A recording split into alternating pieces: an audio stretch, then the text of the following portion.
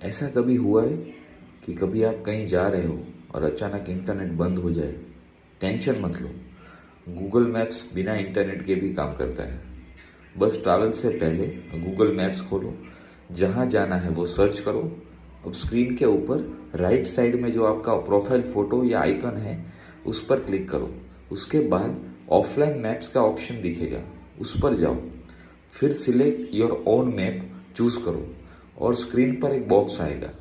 इस बॉक्स को zoom in zoom out करके जितना एरिया चाहिए उतना सिलेक्ट करो, फिर डाउनलोड पर क्लिक कर दो।